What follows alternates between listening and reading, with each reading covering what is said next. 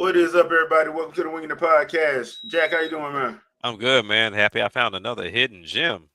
I'm playing it right now. All right. Sandstorm, what's up? How you Uh, doing? Doing great, man. I definitely thought this whole time we were talking, we were already on a podcast. I was like, wait a minute, we're gonna be right back. Right back for what? Yeah. That's what happens when you come in late. Andre. I didn't do it. That's all I got to say. Yeah, but I said that was a long pause. Wasn't me. Andre, All you right. in? Andre. All right. So, guys, what you been playing? We'll start with Jack. So right now, I am playing that Link Banner of Spirits game. It was one that we saw at the last direct, the big direct, and I had interest in it, and I know Geronimo picked it up, and he said he was going to review it, but I became impatient, and so I ended up picking it up yesterday while we were on the podcast. Man, I've been having a blast with this game for sure because it's been, I guess you could say the comparisons most people gave it were like a mixture of Animal Crossing and Hades, and then some will say Stardew Valley and Hades. Okay. I would go more on the line of Stardew Valley and Hades than Animal Crossing, because Animal Crossing you'll have a lot more people in your village that you're building up, and granted, while you have people in your village now, they're workers, so I wouldn't call them necessarily villagers, they're workers. But Okay. it's been a blast so far. I'm trying out mouse mode right now, which is pretty clean. They definitely thought about the mouse mode, and they even thought about HD rumble. So like whenever your health gets real low, you can start feeling the controller pulsating, like you're low on your heart rate. And then also same thing when it comes down to certain attacks, you can feel the vibration within the controller. So they really thought about this. This wasn't just pour it over and just do nothing with it. But outside of that, playing 2K26. What else am I playing? I got back into Hades a little bit just to see if I would do Hades 2, but that's a no. So I'm still just not touching it. Is even with the God mode, which I didn't even know was there. I'm still like, all right, my blood pressure can't get no higher than this. I'm cool. I'm just gonna chill out because it pissed me off too bad. But other than that, man, that's pretty much what I've been playing and spending most of my time on for right now. All right. Sandstorm, what about you? Jack said, "Can you hear me?" Yeah, we Okay. hear you. I don't know if I hit the mute or not, but No, you Jack good. said, you could feel the vibration, and immediately that song came into mind.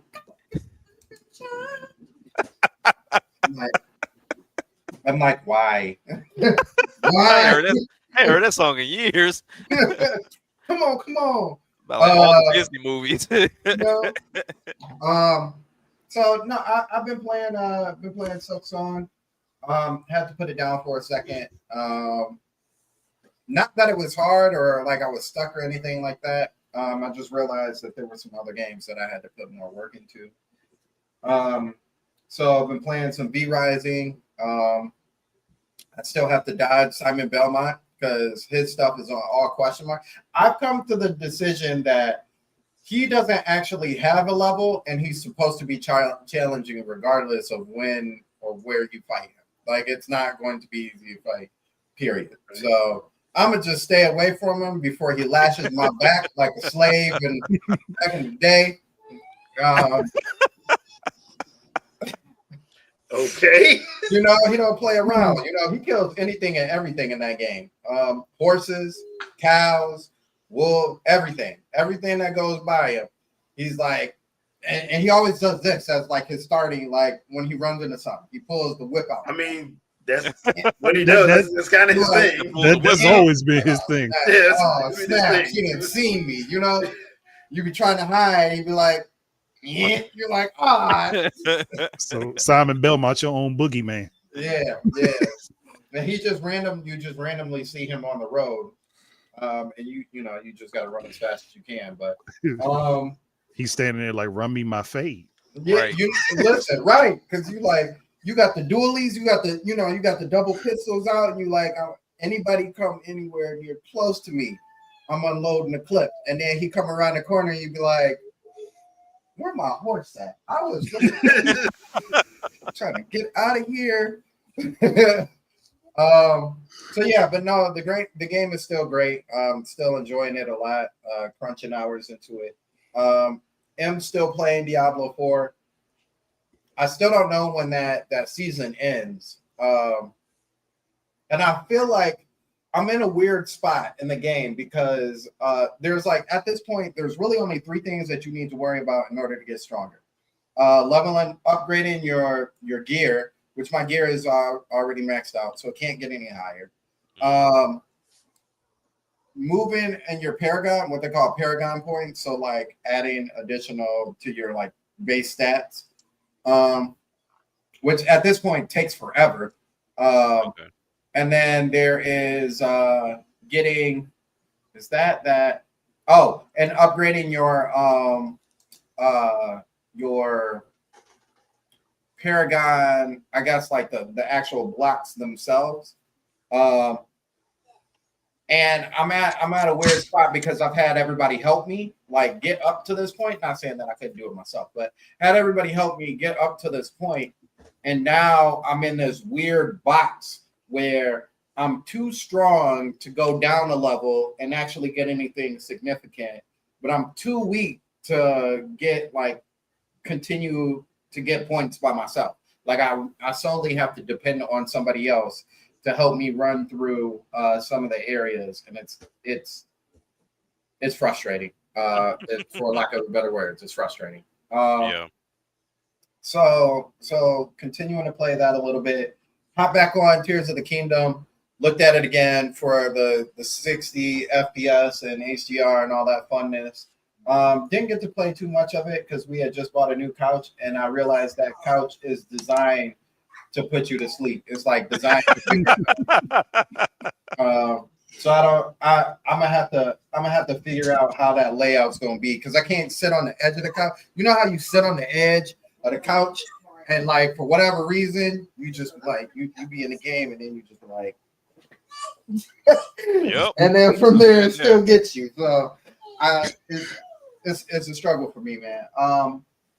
But I think sometime later I'm gonna jump back into Cyberpunk after I jump into Donkey Kong. Okay. But before I get into Street Fighter, because I need to finish that. But yeah, that's what I've been playing. I told Jack yesterday I've been eyeing that. No, not Daisy. What's the other one? Not Dying Daisy.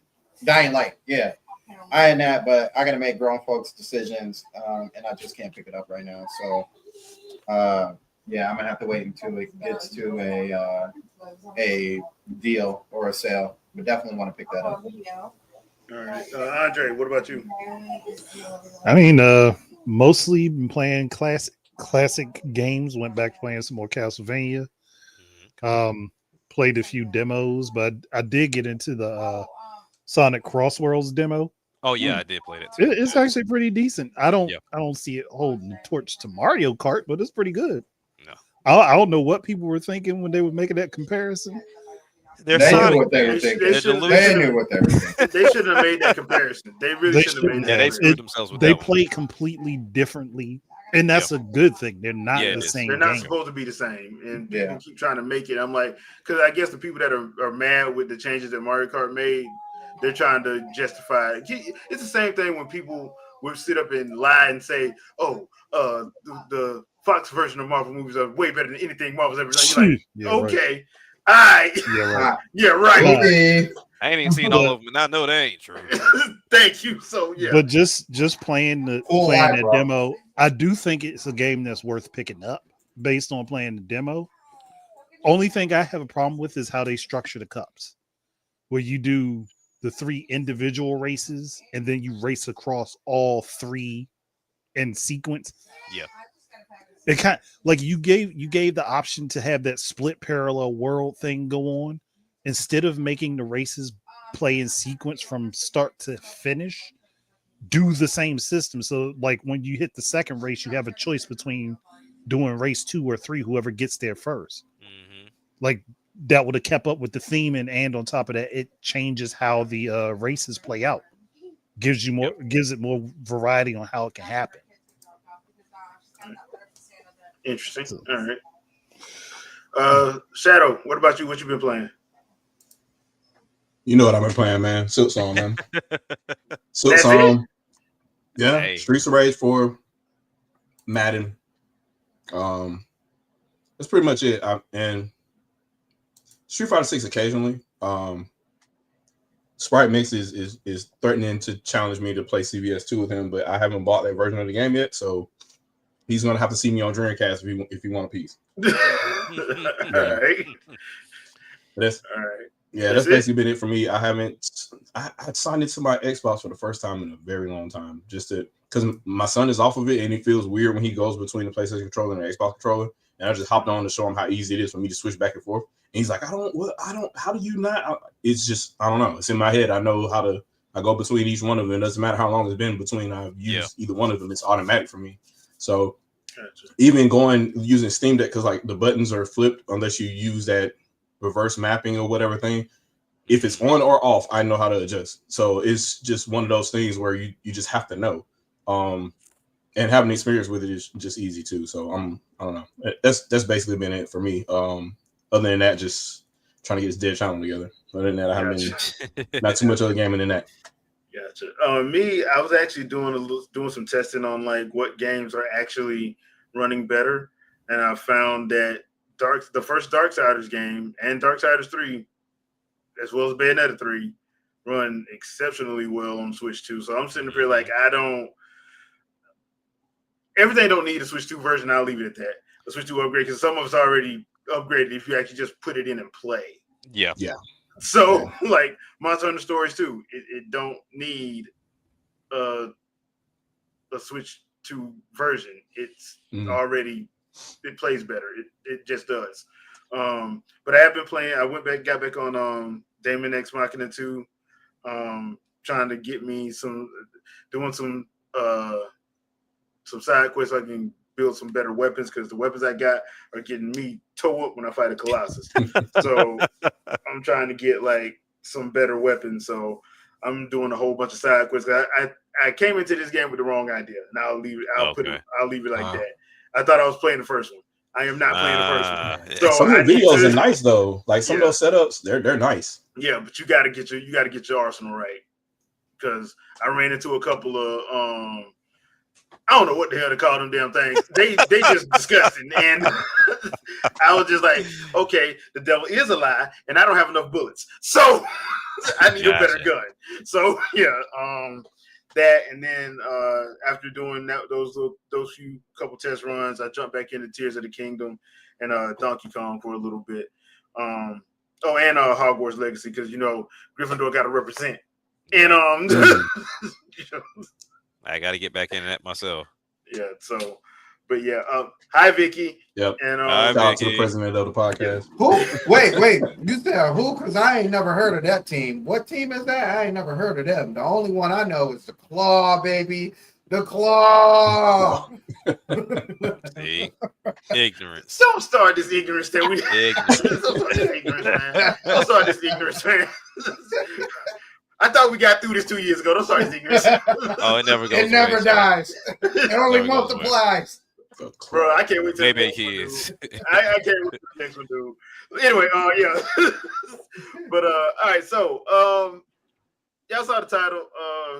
And the reason why I'm asking is because I'm kind of getting tired of the whole, oh man, this don't really feel next gen.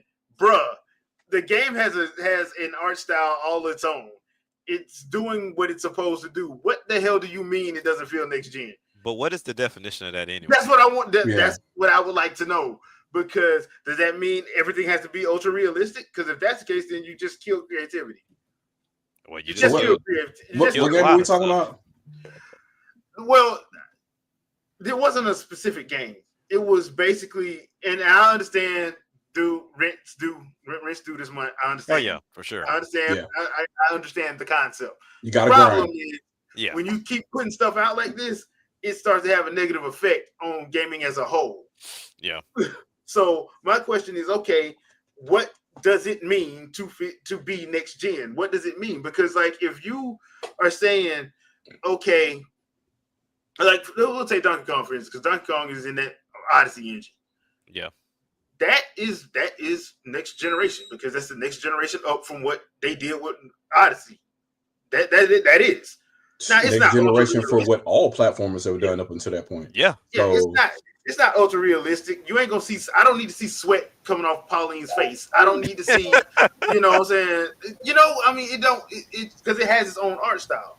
Yeah. That art style doesn't require that or anything like that. So what are you saying when you say, "Oh man, this don't feel next gen"? Because one I did see was people complaining about Metroid Prime 4 because of the whole bike sequence when she's clearly in a desert. Oh man, there's nothing going on in this desert. It's a desert. Desert. It's deserted. Desert. Like that's just Did the context clues not flow for them? You know What what you else saying? is not going on? What? Games on PlayStation and Microsoft. So that's why I'm asking, like, what do you mean? I Because mean- once again, Metroid Prime has its own art style. It does, whether you want to believe it or not. I So, mean, maybe they're talking about a game running at 840p on the PS5 Pro. Maybe that's what they talking about when they say next gen. Oh yeah, yeah. because at this point, I'm just sitting up here like, bro, yeah, the part they showed when she was on that bike, she was literally in a desert and she was getting attacked.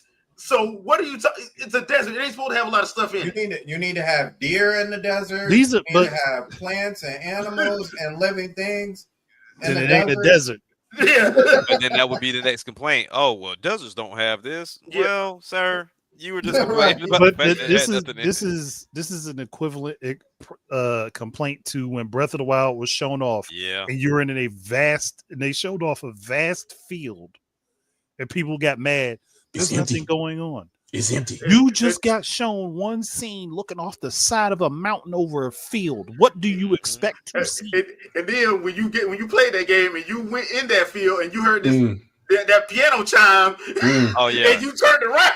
Boy, that was a different feeling right there. I'm like, hold on, Oh, wait a yeah. minute. I'm hearing music.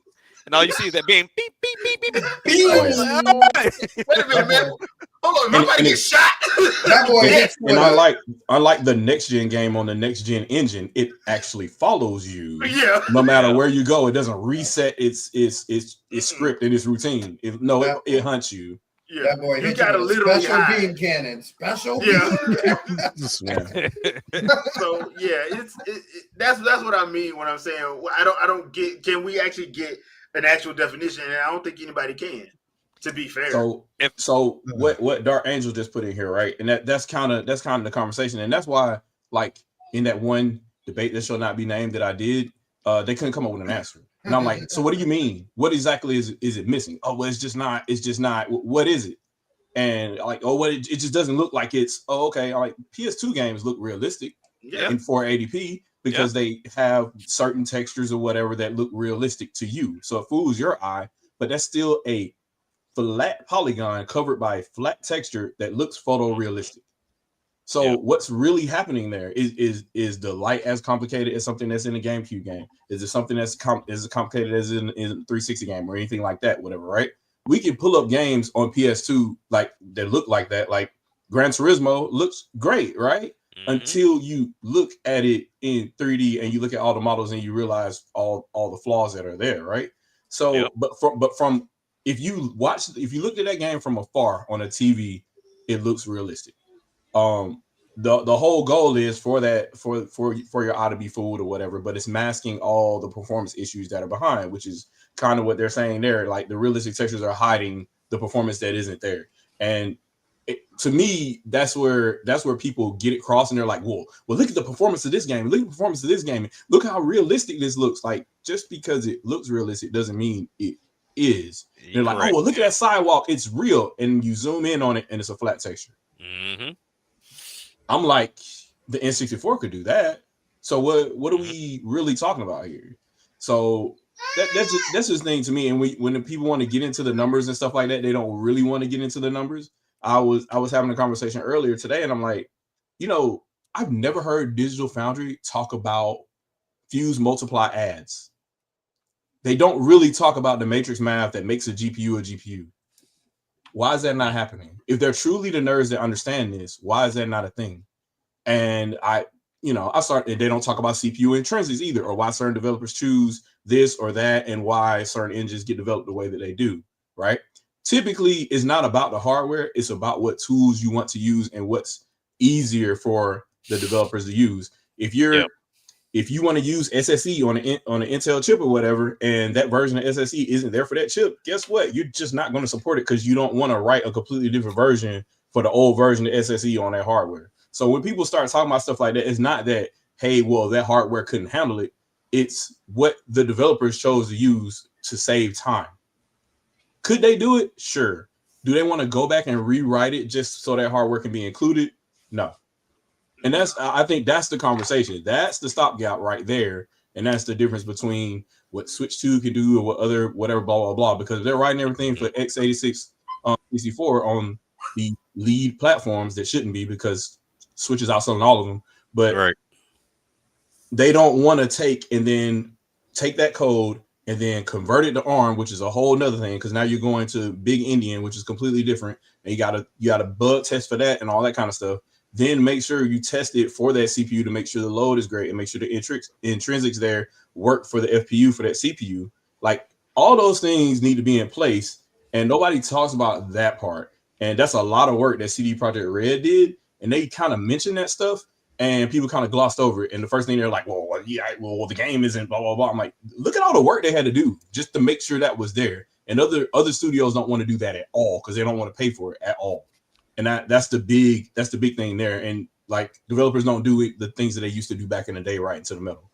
Yeah. So sorry. But that was my my soapbox moment. I promise not to do it again. No. I mean, that's basically why I put this topic in there, because I'm like, I don't get, like I said, the Metroid Prime 4 thing notwithstanding, the Breath of the Wild and Tears of the Kingdom situation notwithstanding, it's like, okay, what do you expect? Like, from a lore standpoint, and I'll use the Breath of the Wild, Tears of the Kingdom situation. From a lore standpoint, you shouldn't have a lot of stuff in there. You want to know why? Because Ganon went crazy. Yeah, but I say a lot eradicated most things. Yeah, most stuff got eradicated. So, what were you actually expecting? Did you not go to Castletown? Did you not see how Castletown was looking? I mean, and was Nintendo going to write a script for all those things to run away and or blow up once Ganon became as big as he was towards the end of that game? Like, no. Like, so you did it. You have an in-lore explanation for why stuff looks the way it looks, and you still had stuff to do in that world. And then Tears of the Kingdom, they gave you 2 other whole spots. Hey, so that's a whole other level. That's crazy. So that was next generation to me. So that's the $70 because ain't nobody else doing it. Nobody's doing it. So the biggest problem is everybody looks at next generation and just expects visually everything's there you go. Yeah. They don't think about art assets evolving. They don't think about how the AI could evolve. They don't think about how the physics could evolve. They don't think about how timing can be changed. There are lots of things that go into video games that nobody thinks about. Those smaller details is what makes the worlds actually feel alive. Yeah. Well, that's why that's like the first thing they say, right? Well, this doesn't look next gen. Yeah. Nothing is going to look next gen now. Define look. Well, because it kind of goes back to last week's thing where there's a difference between art style and graphics, and people don't want to believe that. Like, bruh, there's a reason why they have artists. Yep. Exactly. I mean, you look at most anime. I mean, they're gonna do things in different art styles. I remember at one point in time, whenever they were doing certain art styles within Super, when we were in the tournament, art, and they didn't like how it was being done, but it was giving off certain imagery to kind of express the power and the level of kind of how Jiren was within that fight. But most people didn't like it because it just wasn't a standard art style to where everything looked fantastic, and it was just something different. And now Demon Slayer does it, To Be Hero X does it, Solo Leveling does it. Everybody does it now. Because once the King did it and it worked, and they saw how it worked for certain people's abilities, oh, we can do that. Yeah, we can do that too. To Be Yeah. Hero X went completely off the rails when y'all been watching that. Yeah, like Yeah. as far as art style is concerned. So Because I even if you completely talk agree about with that. levels of creativity, like I think we talked about it too with Gear 5 with Mhm. Luffy. They Yep. went full blown old school cartoon, Yeah, Looney Yeah. like Tunes. with that Looney whole Tunes. scenario. Actually, thinking about it, there was an anime that did it well before Dragon Ball Super did it, way before, and people loved that anime. That was Fully Cooley. Oh yeah, Foolie Cooley. Yeah, Oh, they did. yeah. Foolie Fully Cooley Cooley did it. did it every episode. Really cool. Yeah. They were in different art style. Half Yeah. the time, you didn't know what was going on until you took the Right. moment to stop and slow everything down. Yeah. But the art style was constantly changing in the middle of the episode. You know what? Now that you say that, Excel Saga did it too, but they didn't do it Yeah. every episode. They did it depending on what they were They did talking depending about. on what was happening in the moment. Yeah. Like, Cell they Saga, jotting that down. Yeah, Yeah. because it's Excel Saga. They did it. There was one episode where they turned it into an '80s B action movie. That was hilarious. But yeah, like they changed the art style. I was like, ooh, they're making fun of Steven Seagal and Schwarzenegger and Stallone. Oh my goodness, they're making fun of them. But yeah, I mean, like that's pretty much what they did. So yeah, that's absolutely right. I mean, but it's one of those situations where you're like, okay, if you're actually being creative, and that's why, okay, when you look at a Nintendo Direct and you see why people are hyped for it, because there's a lot of variety. When you look at PlayStation and the state of plays, and you look at the Microsoft when they decide to do theirs, 90% of those presentations are post-apocalyptic. They're in Zack Snyder grayscale with rain. Yeah. Yeah. I mean, they don't differ from each other at all. Like it's very, very bare bones. But even to the definition, and of course, this is going to be my solo definition. I'm not trying to set the precedence for the entire gaming industry. But when I look at next gen, it has pieces from each generation that we've had so far. Some we've lost. So, like for example, one of the key things that irks me the most about stealth games is the one key thing that left with Splinter Cell. If I am behind a wall and I poke out and I shoot at you, and then I go somewhere else, you should think that I'm still there if you didn't see me. And that was Basically, something yeah. that Splinter Cell did really well. But games nowadays, they can't see you behind the wall, but they know you went around the corner somewhere. Like there's no opportunity to flank at all unless they make the AI too stupid. And then now you're upset because now you literally stand behind the dude.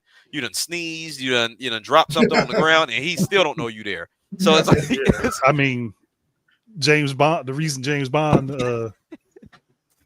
trailer showed that off. Yeah. Right. Bro, that was just I'm like, egregious.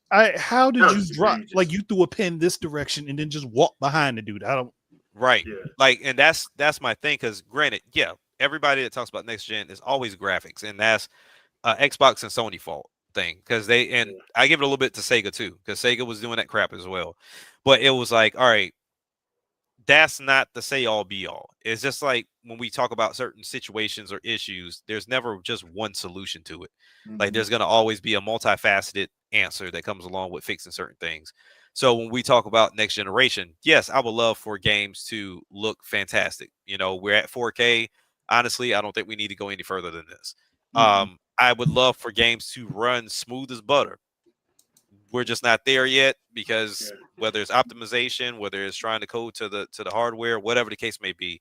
But to me, I think the most key important thing is how you play the game from a hardware standpoint, and then also how you play the game from a software standpoint. Like I feel like there's a lot of genres that have yet to evolve at all from hell, even the PS2 era. Like they're just still stuck in the same gameplay loop, and they really can't go anywhere. So that's where I took my hat off to Breath of the Wild. Not to say that they were the first ones to do it. It's just I take my hat off to Breath of the Wild because Nintendo went a different route. Like this could have been your same Zelda that you always get. Most people would have complained. Most people would have loved it, and it would have sold poor. That's just what it would have been. But they went back and they did something different, and then Tears of the Kingdom took it to a whole other level. I don't care if you like either or. You have to give credit where credit is due. There were even developers who was like, "Yo, how did Nintendo pull this off?" Like Right. it was amazing. and it wasn't breaking. That was Thank the thing. It wasn't breaking. Like people have tried to build something to break it, and it hasn't worked yet.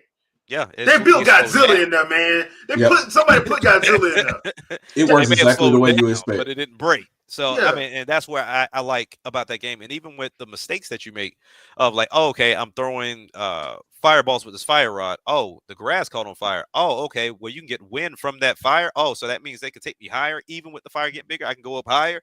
Like those type of things should exist in games, especially when we talk about like the realistic games, the games with realism. Especially the realistic games. Like it should be over the top. And one of the key things that I think everyone has failed at this point, and I think is sound. Like I think everybody has failed at sound. Like soundtracks, cool, but when we talk about sound within game and utilizing that as far as spatial audio and being able to see and know what's going on around the corner because the audio is working or playing to your favor in that. When I think of Last of Us, while I'm not a fan of it, if I'm creeping up behind somebody in the rain, you should hear the mud on my feet. Like if I'm creeping up behind you, if you want to be that realistic, it's just we haven't. I don't know if it's the lack of creativity or if it's the lack of resources. I genuinely don't know because I'm not a developer. But I will say it's the former because Mark Cerny, they literally have an engine for that for the PS5. Wow. They literally have it. Nobody uses it. Nobody uses it. Yeah. That's ridiculous. So spatial audio was and they one know of the and PS5. And they know they have access to it. That's another thing. Because I forgot what developer it was, but they just said they just didn't have time. They had a deadline to meet, and they didn't have time, so they had to do it the way which they had is to another do it. thing in itself. Yeah. If you go back, like if we could pull it up, that'd be great. But like Mark Cerny went through it in detail. Like he spent almost 15 minutes going over just spatial audio on PS5. Yep. Yeah. That was one of the parts people complained about because they were bored out of their mind for watching something that wasn't meant for them. People thought it was an actual game style presentation. Like, no, it's not. That's what they show developers. Yeah. Like people always say I'm a Sony hater and stuff like that. Like Mark Cerny is telling y'all how Sony can win. He's really trying to help, but developers are like no profit.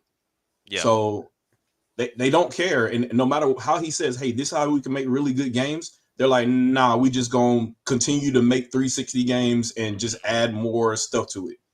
And that's basically it. And that's the problem. So it's not going to advance. It's not going to advance until somebody goes broke with the stuff that they got going on right now. Sure. Oh, that's not going to be hard to do because somebody's going broke already. They're going broke already. Well, because I did think about something. Because I will give one thing. I would give Capcom's primary focus on Resident Evil and Street Fighter is the fact that they do a good job on the sound department as far as like some of the stuff in Resident Evil. I'll give them props for that.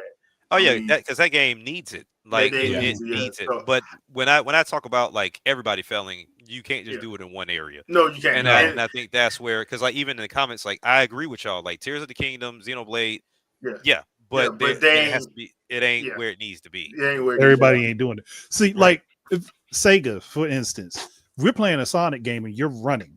Right. Yeah. Why do you not hear his feet, the wind flying past him? Exactly. You should hear him breaking the sound barrier. Yeah. Sometimes they do, like when they do like the Shadow. Yeah, but that's only for it's very slight. Moves. It's specific moves. Yeah. Didn't they do that in Sonic and Secret Rings? Like you heard the like when he hit, and he used the Wii remote too. Real fast. Yeah. And it would grade the sound as you went by or whatever on the speaker. Moves, the more blurry everything is around him, the sound changes because that should actually happen. Yep, but you know what? Now I think that was that Wildfire engine. That wasn't saying okay, never mind.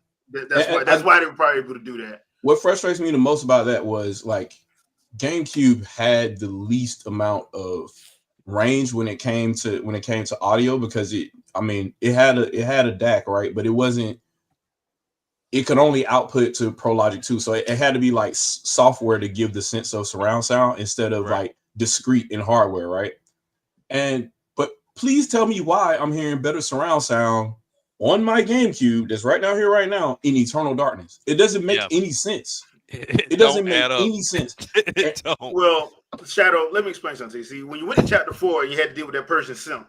See, he wasn't ready.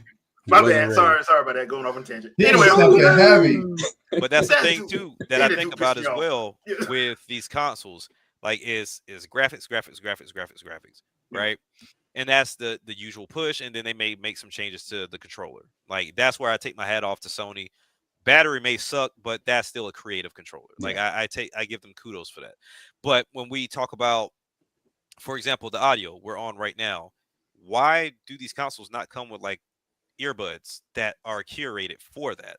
Like, or because Sony did create like earbuds that will work for this, but it's like proprietary headphones. Yeah. But even then, it's like Nintendo, Xbox, like y'all should be doing this too.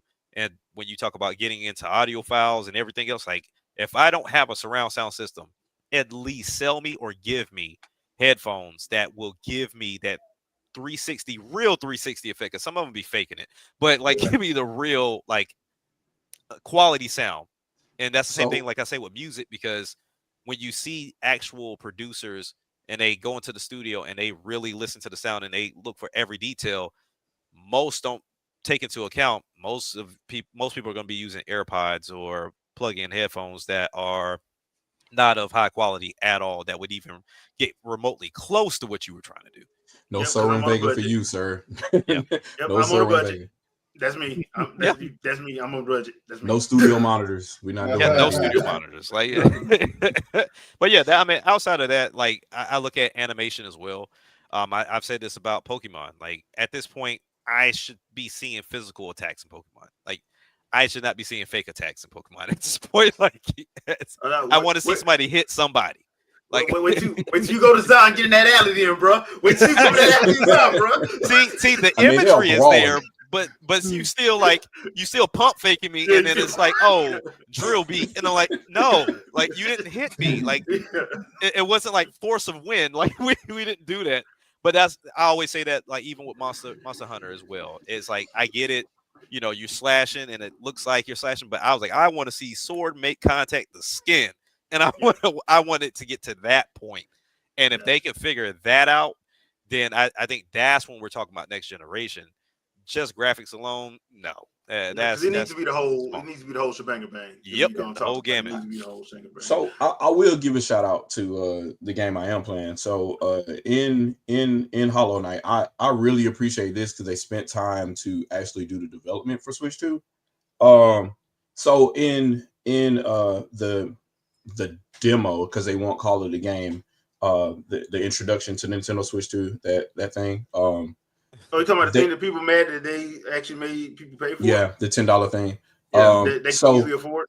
It demos that not only do the Joy-Con vibrate in a way to where they can emulate sound, like it can vibrate and it sounds like a speaker, and they can create whatever sound they want with it, right? The Pro Controller also does that. Yep. So Tour will tell you that if people played it. So I'm playing Hollow Knight, and this thing is vibrating because I'm in an area where it's raining, and it's vibrating to simulate the sound of raindrops, and it's also giving the vibration to indicate where the rain is dropping. Yep. Like that's next generation. I don't know. That's amazing. That kind of technology, and I don't know what kind of development kit that Nintendo has for that, but that is amazing. That kind of stuff there, I'm all about. I liked it. I like that kind of use. Where you could feel that kind of stuff on the Switch Joy-Con and on the PlayStation controller, the DualSense. But like this is like next level because the vibration actually makes sound like a speaker does. That's insane. That's a whole nother level of like you don't even need a speaker in the controller now because the motor does it. Yeah, I still don't know how they pulled that off. I don't know. I was just thinking, didn't they do that with Super Mario Wonder? Yeah, like when you ran across the music blocks. It will make vibrates a ding. into different sounds. If you have all your sound off, you can hear it. Yeah. Now they got a full SDK on Switch 2 to do it for any game, which is just insane. So I like that kind of stuff, and I would like for that to go forward. And like the PlayStation 5 is capable of this too. Like it has a really sensitive controller, and like developers should really get into that kind of stuff. And I don't know why Microsoft, y'all lacking. Yeah, lacking big time. Look, Microsoft is still trying to get Bluetooth. Okay, Look, Which is Microsoft nuts. they still trying to get Bluetooth standard.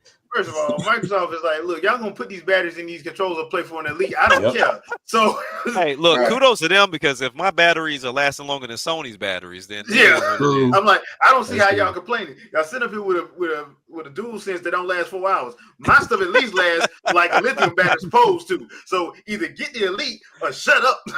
Yeah. So yeah. My only Yeah. thing about the DualSense is that I have a whole Wii U gamepad. Granted, I had to buy this battery extra, right? But I got a whole Wii U gamepad that the entire game is on that system. I can stream and do everything, got vibration and all that kind of stuff. And I can play that up to 8 hours with that new battery. Yep. And I can't play Stellar Blade for longer than 2 hours with you. Yeah, That that's crazy. That's next that gen, bothers me. baby. That's next But- gen, baby. Next gen, baby. That's Yeah. next gen. I mean, personally, I think the PS3 controller was the best next gen controller they ever had. 80 hours. Yeah. Right. 80 hours. Right. And they cut that short so quick with Quickly. PS4. Now They're like, that- you will not. Hold on. These batteries are how good? Oh, hell no. Cut that. We need to make money off the battery aftermarket price. Aftermarket. No, You will cut not. that. You will not use that controller on this system. We gonna Never again. Matter of fact, we're gonna make the cases so small you can't even transfer that battery to the dude's mouth. Bump that. That's basically what they did because they saw people take the battery out of the 3 and put it in the 4. Mhm. You could do that actually. And oh, really? I did. See, Yeah, we we tried to got be we got nice. something for you. We got some for that. That doggone But- Sony boy. Yeah, So man. like something And- like, and oh think hell about no. Thinking about it, that might be exactly why they don't let you use PS4 controllers for PS5. yeah, basically, yeah.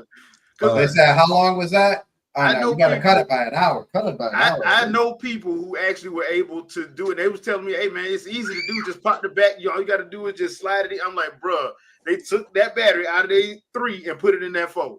I'm like, That's "Yep." crazy. Sony, when Sony finds out about this, and I'm pretty sure they did. I'm like, "Yep, y'all ain't gonna never do that again." Oh no, not even close. All right, so let's talk about this Mario Galaxy 1 and 2 pricing and why people really need to talk Lower their the wallet price. instead of coming on these coming on social media. Because one, I know half the people that got video out talking negative gonna have that game day one. Of course Yep. they are. Oh yeah, they definitely will. They ain't gonna have no now I've got to Every- review it. yeah, and check it. They're not gonna say they had a review copy.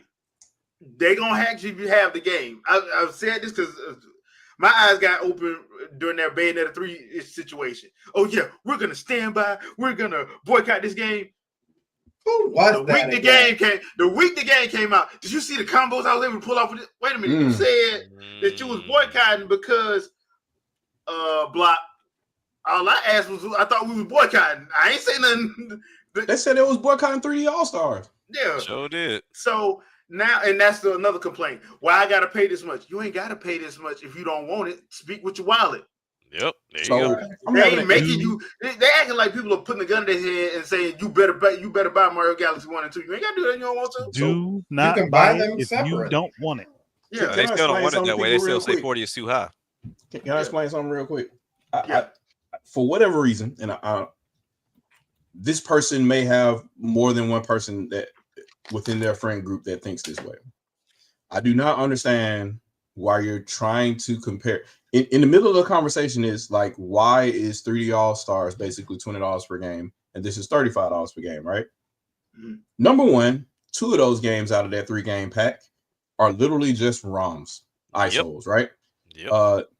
Mario Galaxy 1 was partially translated and well, I don't want to say recalibrated, but basically they recompiled the entire game. So there's new code there, and they recompiled it to work on Switch for performance reasons. Galaxy 1 and 2, they did the same thing for both games. So it's a full recompile of both games to work on Switch, so you have the better performance, the higher resolutions, all that kind of stuff, right? That's money and effort, right? That's not free. Mhm. That's not a Not ROM free. that Nintendo kept around and said, hey, drop that. That's not a thing. They had to pay for time to get that development done for whatever Yep. studio did it. It could have been Nintendo internal. We don't know yet, but Yeah. um, Could have been Shiver. Could have been. could've been a host of people. Yeah. yes. Yeah. So if that's a $15 difference per game, if that's what Nintendo determines, that's a $15 value per game. Versus the 3 that were $20 on the other bundle, then that's Nintendo's prerogative. They feel that it was $15 worth of value per game, for that to be, or in this case, $20. So I think it's $40 if you buy them separately on eShop. Yep. So Yeah. so $20 value per game if you buy them separately on eShop, right? Because they felt that was worth their time to go back and recode this game. I don't know why you feel like it should just be free and be the $20 that it was for 3D All-Stars. That doesn't make any sense. No. And when I bring that up, you want to change the conversation to Tears of the Kingdom because Tears of the Kingdom was $70. If the conversation is about emulation and two packages of games, of Mario games, why are we talking about another $70 game that is a really high budget Zelda game? Yeah. Like the logic doesn't none of that lines up. Doesn't compute. But for whatever reason, I have a strange feeling that's not the only person that thinks that way. So I figure I should like say that. No, you got one game with a much larger budget that Nintendo felt they could charge $70 for because I don't know. You can go from the sky and fly all the way down into the depths, right? Yep. In one go with no load changes or any of that kind of weird stuff, no black screens, right? Yep. And everything that you build in that game doesn't break. Yep. Maybe all that development time was worth $70. And then you have two other games that that they're redoing right now for Switch or whatever, and they feel that those were $15 or $20 more per. That's not the same thing. They're not. This one is a completely different project, probably 20, maybe $30 million budget, and another one is maybe a couple million, if that, to develop to redevelop a game that was already existing. So if you're going to make the comparison, it should be between the two compilation projects, not between a brand new game. That doesn't make any freaking sense. Try not to curse right now. Even with that too, and I've seen the hypocrisy left and right. When we got the 3D All-Stars package, people complained that it was $60. And also that it was missing Galaxy 2. Yep. There was then the same people that was like, man, I pay $60 for Galaxy 2 by itself if they come and drop it. Here you get it for 40. Like, which one is it? And now it's a problem. And then now, all of a sudden, 3D All-Stars was the greatest deal ever. It was at $60 for 3 games. That was the greatest deal ever. But you complained the whole time. So correct me if I'm wrong. 3D All-Stars was just emulation of the games, right? Essentially. Yep. Yeah. Mm-hmm. Whereas the Except Galaxy. Whereas Galaxy 1 and 2 are running the games directly on the console. Correct. Versus emulating. Correct. Which means that they had to put work into recoding the games to make sure that they worked within the realm of the Switch. Mm-hmm. That's not free. Mm-hmm. Do they expect Nintendo to put their developers into a sweatshop and just beat them until they produce something? Apparently, I blame third parties. And this comes back down to the lack of value for your product. Yep. Third parties are so quick to throw these compilations out there and say, here's for $40 or $50, 3 or 4 freaking games. And it's like, this is why people don't respect your game. Because it's like, you give it away. You literally give it away. And it don't even take a full year sometimes. And you can see a 50 to 60% off sale on most of these IPs. Bro, all you gotta do is wait till a holiday. Yeah, that's why I like the holidays. A lot of times when people, because I know the one that got me, and I know I've spoken about this a lot, was that it was Mortal Kombat 9. I will never forget it because I'm like, they got Kratos in it. I'm finna get the PS version. I'm happy. 2 weeks later, it was Memorial Day. That mug was half off, and I'm like, oh, never again. Then I saw because Ubisoft is notorious for it. They are notorious for it. They will charge full price, and then as soon as the first holiday come, it's 85% off of some of the games. And you're like, what money are you making? Yeah, Madden just did that, right? So what money are you making from making your game 15% of the cost? And it'll be like that for a whole week. It won't even be like just for like 2 days where you're like, okay, look, y'all got 2 days to pick it up. Nah, they do that for a whole week. Yep. And you're like, you know what I think but it it is? just came out. I think they write their losses off, and they feel like they can make the money back on marketing. Because then at that point they could say, hey, look, we sold our title, our AAA title for bargain bin prices. A bunch of people picked it up. Now we can say it crossed the 1 million seller threshold or the 5 million seller threshold, and then put that press release out, and then more people will go and buy the game because it reached that. But you're not Unfortunately, making it that works money, sometimes. It works sometimes, yeah. Yeah, but you're not making your money back. As Spider-Man 2. You're Yeah. not making your money back. Yeah. If your game costs $300 million and you put it on sale for 20, as soon as Christmas came around, yeah, people picked it up when it was 20, but you ain't make that money, ain't getting you what you want. Because 60, you should have charged more than 60. Yeah. In all honesty, but somebody brought up the eShop controversy as well too, because those games were $10 on the Wii U eShop. Yeah. But again, that's the Wii U eShop, and it's literally a ROM dump. And then you open that game, and it wants to play in Wii mode. Yeah. And then you need the Wii remote and all that stuff to do everything and all that yeah. too. So it's not even a conversion to Wii U even. Mm-mm. So like you're paying $10 for a Wii game. That's especially if you don't have the disc. Now, if you had a disc, you can just play it in the Wii U thing, the Wii thing. Because that's how I do my Red Steel 2. I missed that game. So yeah, but yeah, it's hilarious because it's like every 2 weeks or every week it's another complaint about something that you don't got to complain about. Because one, nobody's forcing you to do something, and we already know 9 times out of 10. Let's see, Super Mario Galaxy releases October 2nd. I promise you, half the people that's sitting up here complaining is going to have live streams that day. So on top of that, right? What's so funny is the complaining about the jank is so misdirected though. Because I just sat here and watched a video with Linus Tech Tips, and they're going off, they're salivating over a beta release of the Ally X software, so you can run Windows in the background and run a game and then jump back to it. So janky. They're going back and forth between games and trying to figure out whether they don't know if they can close them or not, and all. But they have excitement for that, and then they had the Switch 2 in their hands. And before they even touched it, there was disdain on their face. Yeah, that kind of stuff to me, like, but at least Linus is honest. He always said he had a hatred for Nintendo. He already said. Then why even review the product? Exactly. Don't even review the product. That's why I got mad when IGN let what's his name Moriarty review I think it was Castlevania Mirror of Fate. Like, dude, you openly hate Nintendo, so why are you even reviewing this? You were mad even playing the game. It bled out in your review. Like, you're not even being unbiased. You basically would have loved that game if it was on the Sony system. Oh yeah, that's basically what you're saying. Like, and that to me is stupid. Why would you even let him do it? You know what kind of person he is. Why would you do that? But my thing is, if you are like that, if you can't stand another company, why are you even talking or reviewing anything on that company's product? Let me be honest with you. If even with me, if I'm a reviewer, a journalist, whatever my title is, if I know I don't fool with Sony, Xbox, or Nintendo, I'm not reviewing it. And I'm telling my fan base, don't expect the games to be reviewed here because I don't like that company. I don't like their game. So therefore, I will not be reviewing their IP, nor will I be reviewing a game on their product. It's that simple.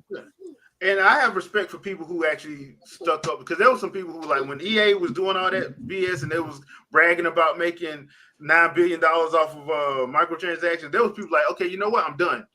And they stopped, like, completely. And they still don't review their stuff to this day. They will not do it.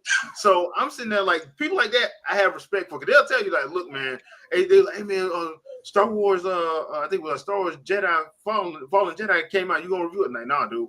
Like, why are you a Star Wars fan? It's on EA. Yeah. Like, I'm not doing it. Like, I'm not giving them no money.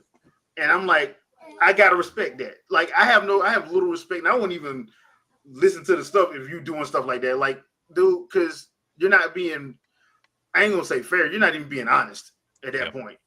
Because my thing, I have more respect and honesty for if you do it like Jack said, like, look, man, I'm not doing it. I don't like that. I don't like their policies. I don't like this. I don't like that. I'm not reviewing it. We got so many people that love to sling around anti-consumer this and anti-consumer that, but they'll be the first ones on it. Because I don't know how many times I heard that during Switch 1 NSO, and then I'm playing Smash Brothers and I see you online, or I'm playing Mario Kart and I'm seeing you online, but you just made like 15 different videos talking about how bad and horrible it is. And then when Yeah. you get confronted about it, oh well, me and my friends got a family pack. So Okay, and You still paid Hey. for it, dummy. you got to stand 10 toes down on what you're talking about. Like Gave you Nintendo paid money, for but it. I only gave them the smallest amount of money possible. It you don't wasn't supposed to give matter. them none. Because- You weren't supposed to give them Nothing. You none. wasn't supposed to give them a Stick it to penny. the man. By Even more even money. if they offer it to you for free, nah, I'm cool. I'm good. Yeah, that's Don't what worry you. about it. That's what you're supposed to do when you Don't sign a boycott EULA something. at all. When Thank you you. boycott something, you're not supposed to pick up every version of it. Mm. Like when you do, well, like when the whole Pokemon, every time there's a Pokemon release, there's a boycott, but it becomes the fastest selling one. Yeah, All the funny time. how that works. See Like- Nintendo Prime in the chat. He can find these people, whoever they are. He can find those people. Vodka lemonade, okay. We getting people drunk. But yeah, that's my thing. I can't stand people like that, and I can't stand when companies do that. That's one of the main reasons I stopped messing with IGN, because I'm like, between Greg Miller, Damon Hakefield, Colin Moriarty, and how they be acting, and Brian Altano, them, I'm like, dude, I don't want to come here no more because y'all are toxic, and y'all liars. So nah, y'all ain't even worth. And they crybabies. They Yeah. definitely crybabies.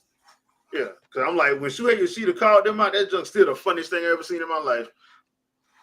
When Shuhei Yoshida called them out to their face, Yeah. in person.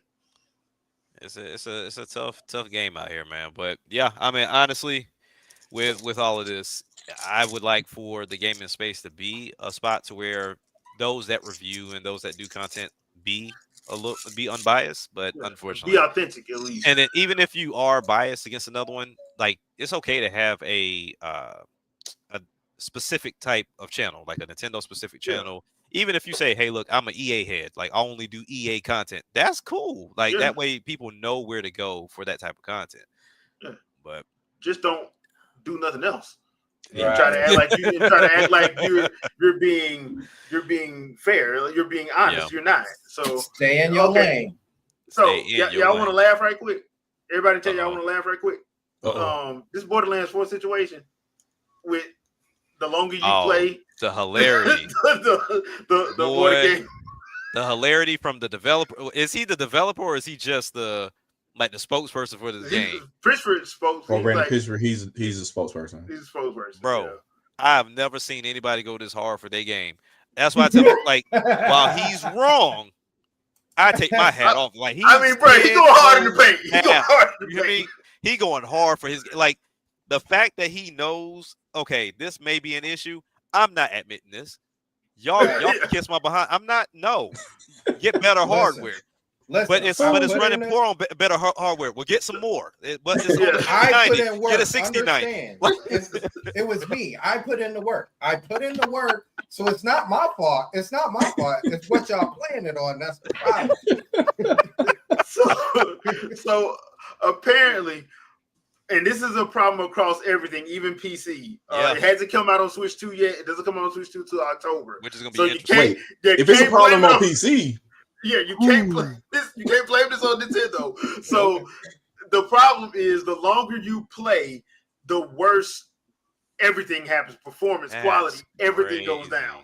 The longer you play. So if you play over an hour, it's significant frame rate drops. It's significant visual issues. It's popping, all this stuff, and I'm sitting there like, nobody quality checked this. Look, if they did quality check, fire them.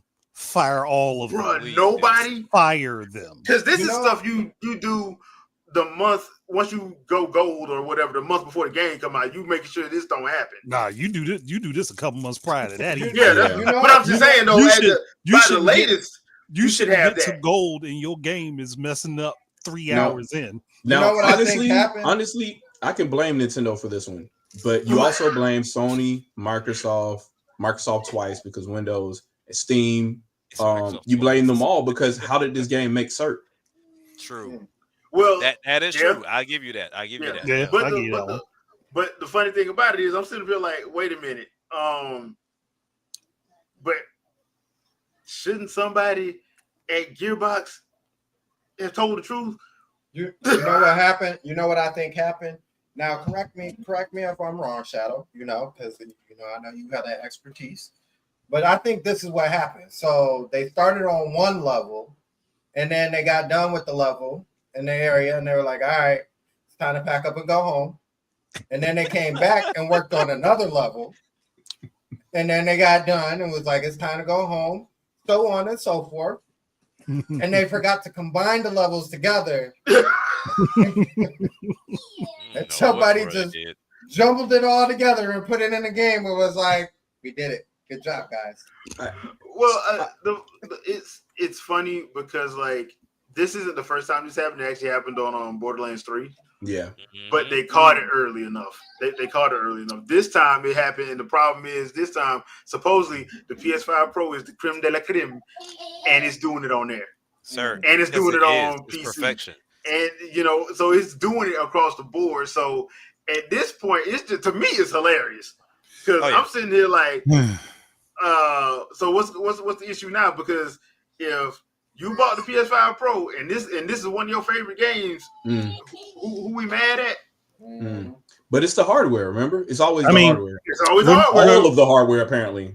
Remember when we had consoles that had hardware that wasn't similar, and the development teams had to go in per console and fix issues? Yeah. Then the issues they'd find when they got to the second console, they could fix on the first one. Yeah. Well, little do y'all know, the frame rate and resolution that's running on PS5 Pro, that's what they wanted the game to run at. So there's nothing wrong with PS5 Pro. 864p. Yep. But it's pristine. But here's my problem with that. Like if that's the case, then that version should not be messing up. Hey. Just PS5 above Pro. the resolution of the Steam, ladies and gentlemen. There you Just go. above PS5 Pro. It's not a mistake. It's a choice. Thank you. Andre, get it? I'm like, bro, it's just to me, it's just hilarious though. It's just hilarious because, and like I said, seeing Randy Pitchford go that hard, I'm like, bro, that hard. I need bro, him for a campaign or something because he went hard. Like, you are. Can I say it? He is loyal. He is loyal. Yes, it's because of the power of the SSD. There you go. See, y'all get it. Y'all get it. I see why we do this podcast. Y'all understand. But like I said in the chat though, we couldn't replace DF though. They too soft spoken. We cannot do. Hey guys, if I was replacing Digital Foundry, I'd rub their noses in it. I'm sorry. Yeah. Look, and I'd have to do it with the volumetric clouds. I couldn't let that one go. It just doesn't look like it's running on Switch. We just can't.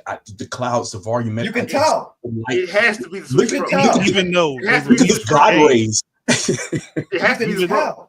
Even though a game was released a month before that had the same type of cloud look, I'm like, oh man, there's no way. It's definitely Switch Pro. Yeah, it has to be. That's the only way this is running. That's the only way this is running. I'm gonna just say something. Light diffusion and light scattering was done on GameCube. Holla at Factor 5. It was done on GameCube. You can't. I miss 5. I miss them. Yeah, Light Bloom was done on Wii. Like all of these pieces of HDR were always there in different games on non-HD hardware. So just program the game, bro. Just program the game. That's what it sounds like. Andre. And it's sad that we're saying this and we're in the 10th generation. Well, Nintendo's in the 10th generation. Yep. But we're at that point to where that's another thing. We talking about the next generation, the light load screens, the creativity as far as like, okay, we got more power now, we got better hardware, so therefore the development in itself should have improved when we talk about improving engines, but it seems like things have gotten worse. Look, they have all the tools at their disposal. Like the game almost programs itself now to where I won't go that far, but you get what I'm saying. Like I'm hearing it, but I ain't seeing it. So the rigging, you got rigging systems that you can subscribe to. All these costs, right? You got rigging systems you can subscribe to, Speed Tree, Nanite, all these things that you could do to develop all these micro polygons and micro lighting schemes, light scattering, and all that other kind of stuff or whatever, right? And you just plug that in as a node on top of your 3D model, and it just does the thing. So I'm trying to figure out what the problem is, because if all that's there, is the issue the fact that your target is way lower than what you're initially developing your project on, and then you gotta shoehorn and figure out a way to get it to work down there? Because I mean, you're talking about a laptop GPU inside of PS5, a tablet GPU inside of Switch 2, and definitely low grade tablet CPUs in all three of them. So, and that's the thing that they don't want to say. So, and RAM is also going to be a factor as well, because this isn't desktop or workstation class anything. There's no error correcting memory on any of these consoles. So what is the issue, and why does it always seem to be pointing at the one variable that's left? Because UE is everywhere, right? All these game consoles never change. Every Switch 2 is every Switch 2. There's not even a light out there. Every Switch 2 is every Switch 2. Every PS5 is every PS5. Every Series X is every Series S and X or whatever, right? The only variable that's left is these people doing this over here and the people that pay them. Yeah. So I don't know what else to tell you other than it's talent and time, and talent and time cost money. And do people want to invest the money so the talent and time get the thing done? Because the programmers aren't dumb. They aren't struggling to get things done. They could do it. Are you paying them to do it? Yeah, that's a good question. That's the thing. This isn't an Omega Force situation where they just refuse to change the doggone engine. Yes, they will not. They won't do it. They're like, do it. No, hey, they're like Dynasty Warriors works, bro, on PS1. We're gonna.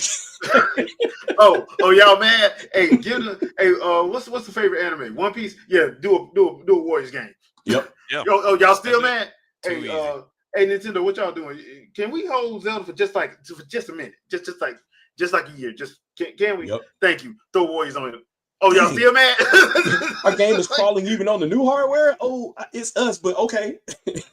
That's look, it, man. Just pay for it. Look, man, just pay for it. And just all the making for it saying, look, man, just pay for it. All right, Jesus, y'all, you used to this by now. You used to this by now. Bad relationship at this point. Very bad relationship. Don't get mad. We just gonna throw a Gundam on it. Y'all be happy. We'll make a Godzilla Warriors game. Yeah, but for me, like next gen, like for me, it's definitely how you play and not what you're looking at more than anything else. I think Switch definitely solidified that for me. Wii U was kind of already there, but Switch 2 is definitely doing the thing, because you don't have to think about, other than the fact that I need another dock, but you don't have to think about like 110 is strong. I'm sorry, but that's a whole nother thing. Gotta try to justify it. Yeah. So but that thing, being able to just like anywhere you are, being able to set up and like no compromises whatsoever kind of situation, I can just pick up Street Fighter wherever I want to or whatever without having to connect to the internet and either other kind of foolishness or whatever, right?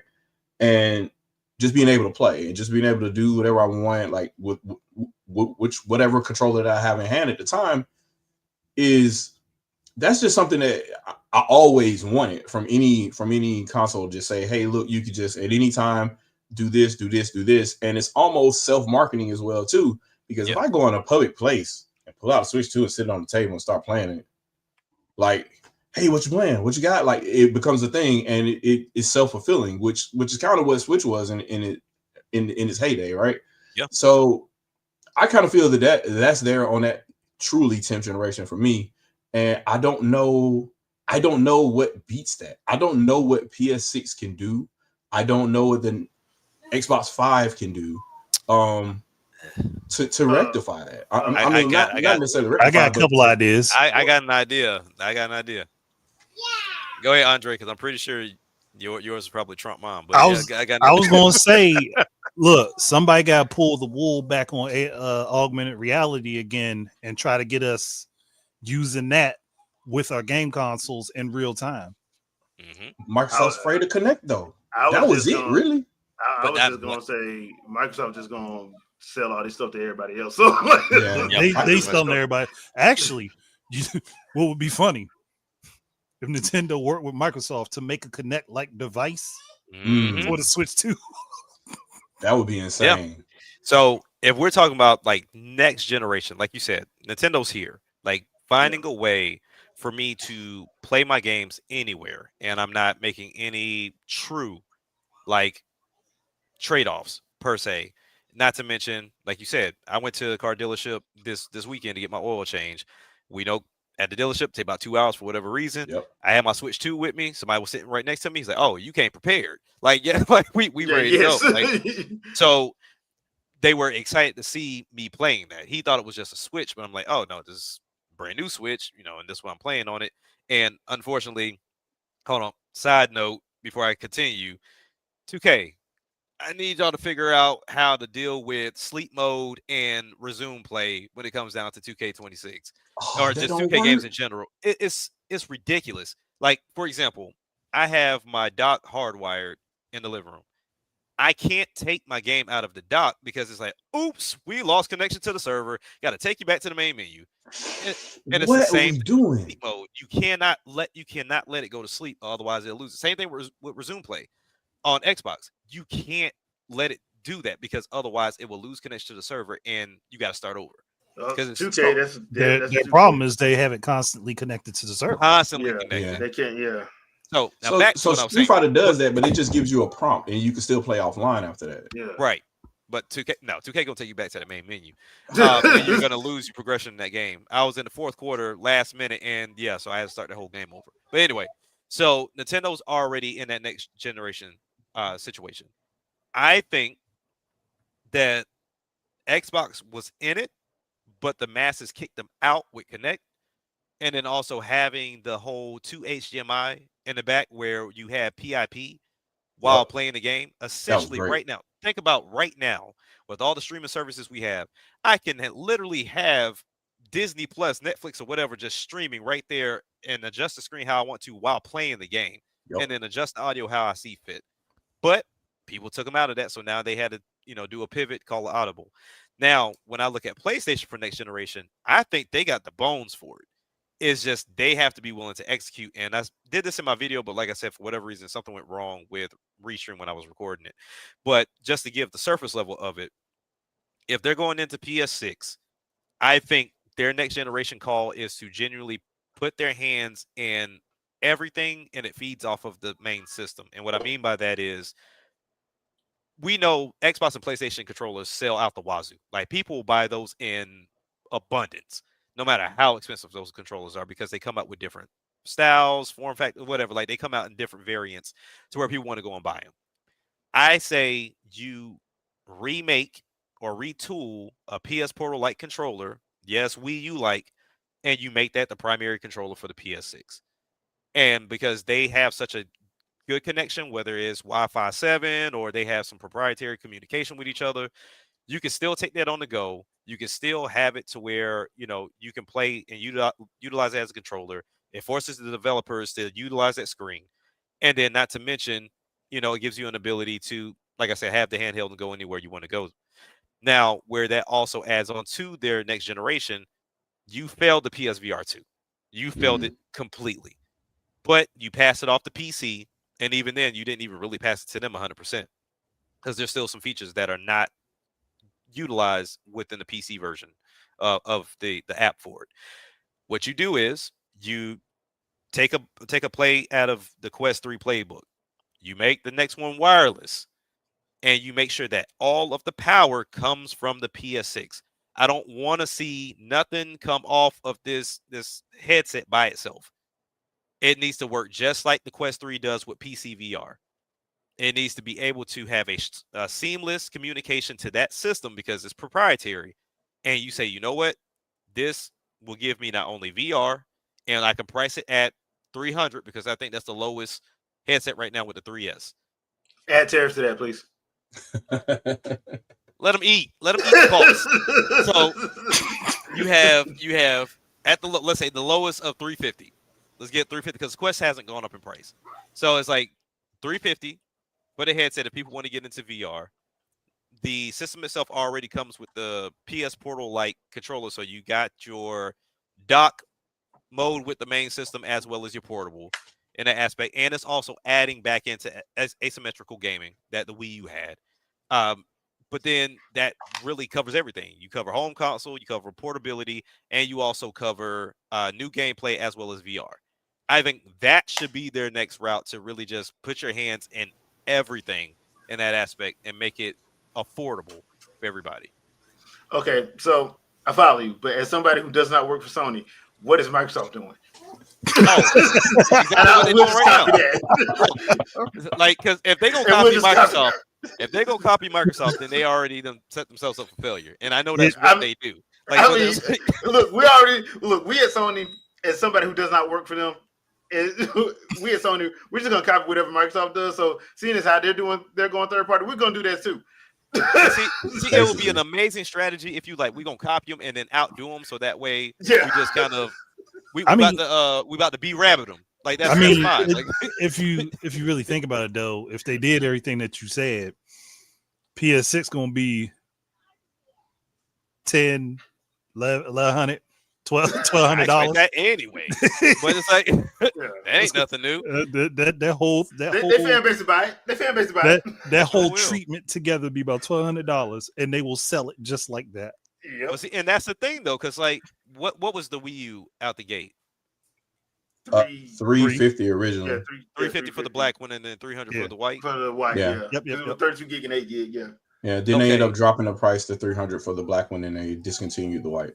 Right. So now I will say, just spitballing, just the controller in itself, because it's like a PS Portal, but it's more it was set up for the PS6. It's not just an add-on like they do all the time of like, hey, we got this new device that can work here, but they don't really work very well because it wasn't in concept when we thought about this ahead of time.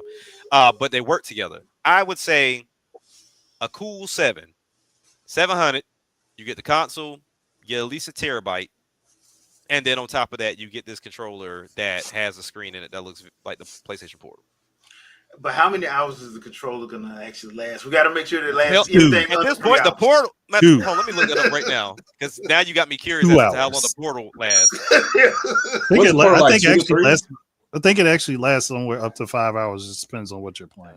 Yeah, Which shouldn't even be a thing, because it's not like it's running because it's just anything video. native. Yeah, Hey, but look, I think it can not my stream fault, games sorry. directly now. So yeah, it's not my fault that Sony did that. It's not my fault. Look. 4 to 6 hours. That So see, we thing need to lasts. have that. We need to have that. It need to be 2 to 3. So I guess it They said- depends on the bandwidth that it's pulling. So if Yeah. if it's a really big game and you need a high bandwidth to play it or Yeah. whatever, then that Right. kills the battery. our PlayStation community deserves the best at the lowest possible enjoyment rate. Of course, Sony always was, baby. always. And Always. then we're gonna take away all your IPs. We starting over from scratch. And then not only that, but if you try to buy something, we're gonna complain to the FCC, even though we do the same thing and worse. Oh, man. And then when people find out about it, we're just gonna tell everybody to magically just start releasing games. Just don't do quick dirty reports. Don't matter, just release them. Just Let 'em release out. them. We didn't say that. Man. This past year's been hilarious for gaming. All right, so we got Tokyo Game Show next week. And I have no idea how we're gonna watch any of that, because last year they didn't even have a feed, but this year Microsoft is supposed to have a feed on the 25th. I just don't know what all they're showing. I did read that Nintendo's supposed to show some stuff there, so I'm guessing probably some of the stuff that's probably going to drop within the next couple months, like Hyrule Warriors, Mario Galaxy, stuff like that. It's probably going to show there. I wouldn't be surprised if they have like a different Japanese Age of Imprisonment trailer and probably a Metroid Prime 4 trailer or something like that. I don't know when that next Kirby Direct is supposed to be, but I heard it's supposed to be soon. So don't know. But other than that, do you have anything you would like to see at Tokyo Game Show? Because I don't really have any. I don't really have anything. I think my list is already set of stuff that I'm going to get this fall. Yeah. So I'm good. So I think this is the first time to where I can say I think I'm straight. Like everything that I may want has either been announced or is already out or coming out. okay. Like as far as my RPGs are concerned, Final Fantasy's in January, so they might show that again to give people another opportunity to see that game. Sports wise, I mean, they're kind of half and half on fail and success, but I mean, they're here. Yeah, I mean, I'm not expecting a 3D Mario. I'm not looking for a 3D Mario. I just got Yeah. Donkey Kong. I'm Yeah. not checking for Mario right now. And you just got some DLC, so And just got DLC. We had Zelda not too long ago. Kirby, I think in itself, like that's another new IP in itself with the Air Riders IP. yeah. I have never played. So that's something that's brand new for me. We look at Galaxy. While I played one, I dabbled. I think I maybe finished the first level of 2. So that's a brand new game for me as well. But yeah, I mean, I can't even think of anything really. And then the games that I would say, I think level 5's already said they're next year.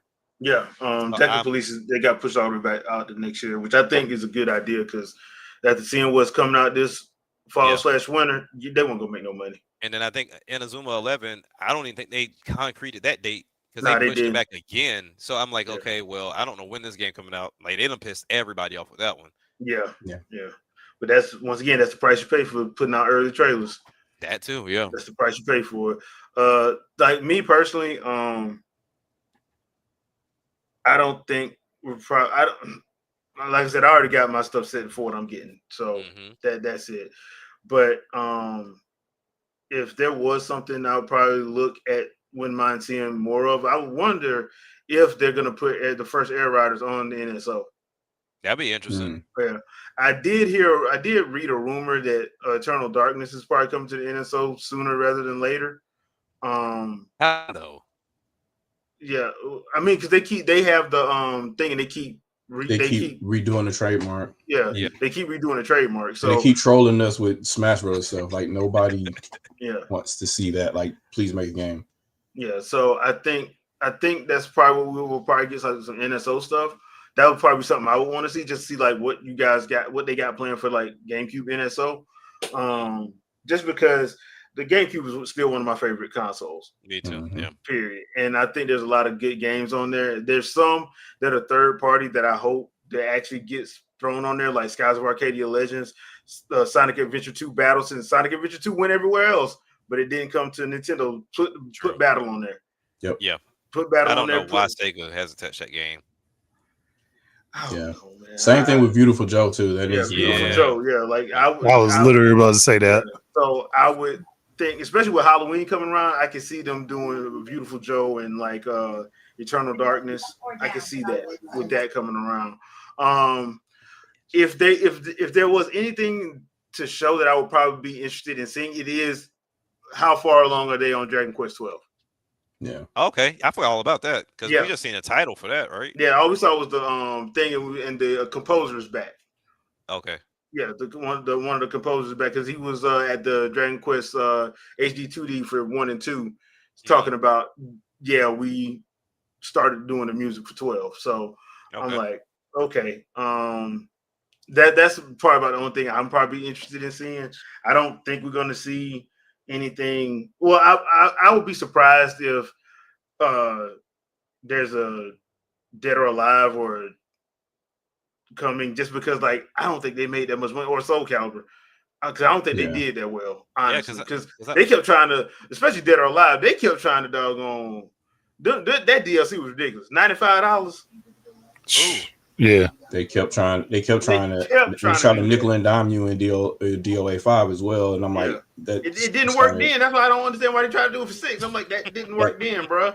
Do y'all remember back then where if you bought a used copy of the game, you needed a key to be able to play online? Kind of foolishness that was going on then, and then on top of that, there was DLC for everything in the game instead of you unlocking it naturally through the game. You couldn't unlock it. You just couldn't unlock it. They literally put it where you could. The same thing they did with Dead or Alive Dimensions on 3DS. Yep. Like after that first patch went through, you couldn't unlock that stuff no more. So they wanted you to go on eShop. Yeah. And I remember that was kind of like a trend that was getting started back then, because even to an extent, Madden was trying to pull that crap up. If you bought a used game, you had to pay them to actually activate it. I was like, they had to stop. So we'll see. We'll see. But that's probably about the only thing I can think of. Like I said, Microsoft keeps teasing that they got a lot of stuff to show because they're trying to, put a foothold in Japan. I just don't think it's going to work. Like, I think the only way they're doing that is if they start showing some of their games for the Switch too that we haven't heard Yeah. of. If Which I say Microsoft wants that's to get a probably foothold in Japan, they need to go ahead and launch a sequel to Lineage. If they do that and they promote it massively in properly. Japan and China as well, and say, "Hey, look, this is our new sequel, blah blah blah. Get in here, spend your life on this game," kind of situation, they'll definitely have an audience for sure. And then they obviously have to do other Japanese games as well. But you That know, Jade Empire yep, come back would be nasty. Blue Dragon kind of situation, something. They I got still it. don't understand why they did, because Jade Empire is still there. So I don't understand why they won't even just to see, just like, because the only thing they really need to fix, to be fair, the only thing they really need to fix if they did a remaster is updated for modern controls. Because some of the For sure. Yeah. some of the combat in there could get a little janky. Yeah. In there Yeah, from 'cause they time were- to time. Because it was similar to I don't want to say Mass Effect, because it came down to like decision making. Yeah, it had a Yeah. decision And tree. yeah, real big on That, games. matter of like fact, that Yeah. was what they were. That's what they used as a test for Mass Effect. Yeah. That's why they never went back to it. And I'm thinking that was a big mistake BioWare made. I'm like, y'all should have had at least another team working on Jade Empire, because that game was massively popular at the time. Mm-hmm. So yeah, Oh, I don't know why they didn't. Because at the very least, I'd see one of those 40, 50 teams we got that ain't doing I know, right? nothing. Ain't Like, doing nothing. hey, remake this and update it with modern controls. That's what I tell them. So Dark Angel, you talking about DOA? I'm like, I hate to say it, but DOA has devolved down to two groups of people: people that love DOA 2 and they don't want to leave it, and people that love DOA 4 and don't want to leave it. For whatever reason, those are the most popular versions of the game. People still go online and play the emulated version on Series X to this day. Wow. I don't, but that's what it is. People like that combat, and that was it. It was simple to get into, hard to master. So I don't know, man. I don't know. I don't know what the fix is, to be honest with you. One caveat to that, I do like DOA 3's opening. I just don't like the gameplay. But 2 and 4, yeah. And DOA 3's opening. DOA 3 had a fire open. I'm sorry. Like, the niggas trying to kill Casimir, and Casimir just straight up rocking them. I love that. That is like, yes, that's how you do that. Then I saw that Dead or Alive live action movie, and I'm like, that is not how you do that. Yeah. That is so not how you do that. I like some of the characters introduced in 3, and they ended up being popular characters in 4. So it's, you know what? Just I don't know. I know how to fix it. I know exactly how to fix DOA. And no, it's not a Warriors game. Uh-oh. I'm about to say, Sakurai, you going for Warriors again? do it. Let Sakurai do it. Let Masahiro Sakurai do it. Let him do it. He's But only then- working got on away. But then you can't have anybody else make it then. You can't have anybody else make He'll it. be all right. He's only working on 7 games. He'll be all right. Right. He good. No, but to be honest, I would look. When we talk about like developers that I would trust in the fighting genre, Sakurai's one of them. Yeah. I would love to see what he would do with a game, with a series like Dead or Alive. But I know we ain't wouldn't gonna they need no DLC, but yeah. Nah. But I feel like it would just pigeonhole them at that point, because now it's like if you don't live up to or like overdo what he did, you have to bring him back every time. Yeah, you're gonna be screwed. Like, I feel for the people coming after him, but Yeah, he'll make it fresh. because it's definitely gonna be a one-off. Yeah, he'll make it fresh. Like you will have a lot to do. Yeah, for sure. So I mean, and it won't be nothing ridiculously crazy that can't be done either. Right. So I mean, but yeah, other than that, yeah, put it in Omega Forces engine, just make it a Warriors game. Oh God. That's the But you cop gotta out have there. the counter system has to be in there though. So you at some Remember point you Ryu just randomly Hayabusa was in one of them Warriors games over in Japan that never came over here. Remember? So hey, look, if you want to save your franchise, go talk to Omega Force. Halo 343. I'm telling y'all, Omega Force, make it a Warriors game. Don't be giving people bad ideas. You want everything to be a Warriors game at this point. At this point, might as well. Yeah, man. You gonna make some money back. Look, the jank is part of the experience. I'm telling you. That's what Bethesda told you. Hey, make it a Warriors game. You having a problem with No Man's Sky? Make it a Warriors game. Oh no. You have Just keep developing on it and call it most improved game and give it more nominations every year. Hey, if Jeff Keighley needs Elden Ring to win another one, just make it a Warriors game. Just Elden know, Ring Warriors. These same people said Mario Kart was bad because it had 59 frames per second on Wii. Just remember that, yeah. And you know the only way to fix Mario Kart, make it a Warriors game. There you go. Mario Kart Warriors. I mean, it is. 16 frames per second. They're yeah, man. Last of Us Warriors. Yeah, Oh, I don't. There's nothing. That would be horrible. So TGS, I don't think there's because that assumes Japan, right? And everything in Japan is we already know what's coming. So it's kind of like they're just going to be games we already know about. Well, unless there's something. Well, unless there's some stuff that Japan only, because sometimes the Japan only stuff is they get like real big stuff. Like there was a couple of animes that got like there was a Goblin Slayer game that showed up at TGS last year. I'm like, why did that not show up for me? Because it wasn't coming over here. So, so I'm like, sometimes the anime stuff gets their stuff, but yeah, I wish there was an easy, not an easy fix, but a good fix for like DOA and Soul Calibur, because like I think what happened with Soul Calibur when they pretty much got pigeonholed to stay away from like Nintendo. To be fair, that's when they went down because like that didn't. The last good one I played was 4. Yeah. Soul Calibur 4 outside of 2 because 3 I didn't like. I didn't care for 3. 5, if it wasn't for Ezio, that game probably wouldn't have got played. The one on Vita was just like it's alright, but there ain't nothing to write home about. And then y'all know how I feel about 6. Yeah, so it's really just 2. 2 is pretty much the game. 3 was okay to me. Other than Ivy, Ivy is almost invincible in that game, depending on who's playing with. But 2 is probably the closest you're going to get to perfection, I believe, in that series. So either they got to recreate the wheel and go back, or they got to figure out something. They need some fresh eyes on it. That's what I would say. They just need some fresh eyes on it and like make it for every system so you can make some money. And if you're gonna do guest characters, I'm sorry, Sony and Microsoft, but y'all do have some exclusives. Use those characters so they can't go nowhere else. So question for a casual fighting game. Person like I love to get into fighting games. Suck, but I like to get in and try a little bit. Yeah. So as long as you're having fun, it don't matter, man. So when we talk about next generation, what is that next step for fighting games at this point? Because for me, when I looked at fighting games, they were more or less the same, different mechanics, different way that you did combos, and then we kind of went into this realm to where we had easy combos, to where it was like, okay, you don't have to put in like 55 inputs to do a Hadouken, like you could just do simple like press, input, like button press. What I liked about Mortal Kombat, was it 9 or 10? They went to this route, and I'm not saying they're the first ones to do it. They're the first one that come to mind.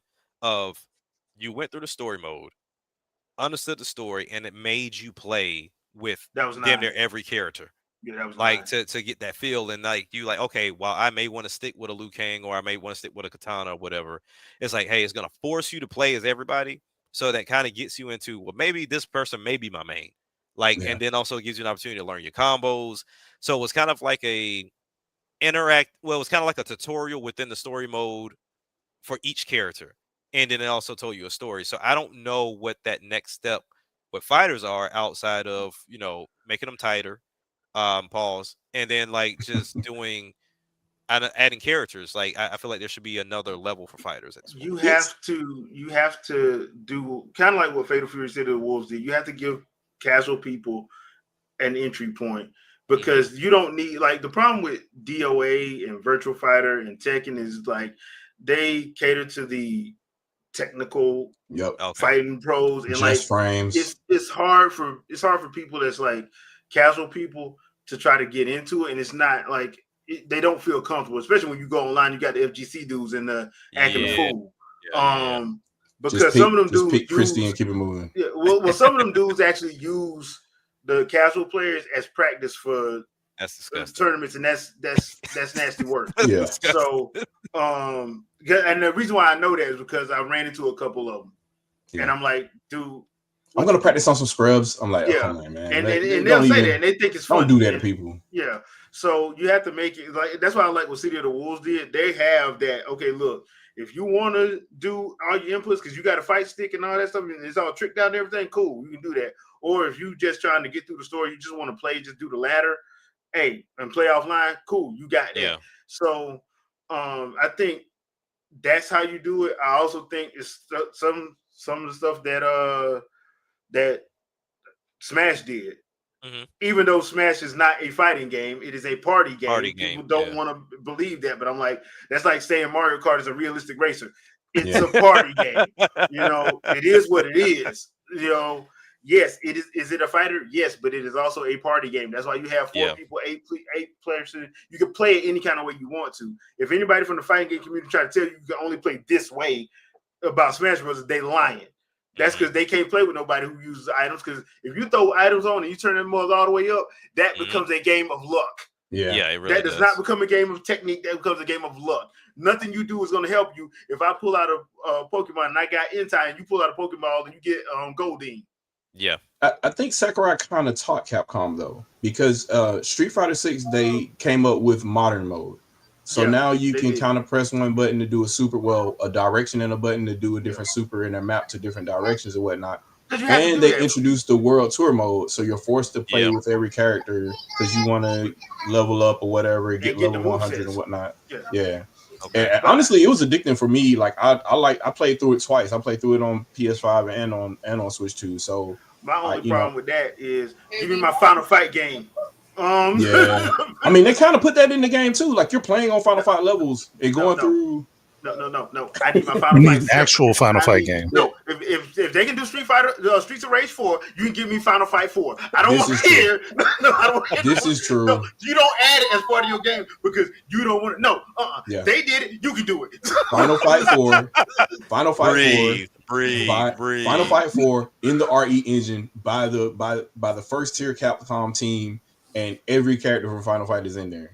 And Like, make That my wouldn't be a players. bad look. That would not be bad, but I don't want them to do that and then it have Street Fighter's look. If you're going to do that, then give it a more cell shaded comic book look to Yeah. separate it. But, and then have Rathalos be a playable character in there for reasons. No, For just, reasons. just For reasons. look, have a blimp that looks like Rathalos It in the is. sky, Yeah. just floating through. All right, people. We're gonna cut it here tonight. Thank you, everybody in chat, for coming through. We appreciate you and everything. Couple things. If you guys noticed, I did place my first boss battle vid Saturday. So I think what I'm gonna do from going forward is when I do my boss battle vids, it's gonna be on Tuesdays and Saturdays is when I'm gonna drop a vid. And normally these are like either my favorite boss fights or my first time going through a boss fight. So I got one coming up with from Tears of the Kingdom where I couldn't figure out this dude's pattern and my aim sucked. So y'all gonna be having 30 minutes of awesomeness. So it's gonna be that. I did put a poll up and asked if people would be interested in me doing like 1 minute book reviews, and I got an overwhelmingly positive response. So I'm going to be putting together some 1 minute book reviews. They're going to be books, comics, graphic novels, anything I got that I think is interesting that I think people would like to read. I'm going to do a 1 minute. There's only going to be between 1 and 2 minutes, so it's not going to be long. And they'll be pretty much going over the basics and if I think you should buy it or not. Now I'll actually put a link to it if I got it in the store or if I got it off Amazon, I'll let you know. And if I got it off Amazon, I will put the link to it. So that's all I got. Jack, what about you? Yeah, I'm still contemplating on getting this capture card, especially the Genki one. I heard that that's pretty nice. Like it's a pretty cheap, affordable capture card. I haven't seen too many people use it with the Switch 2.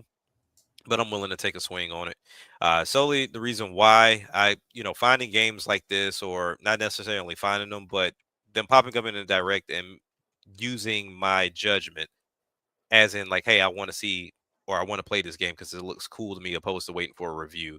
I think that's where a lot of gaming really is the fun spot, to where you can possibly find some gems that most people wouldn't pay any attention to. So I really wanted to showcase games like that.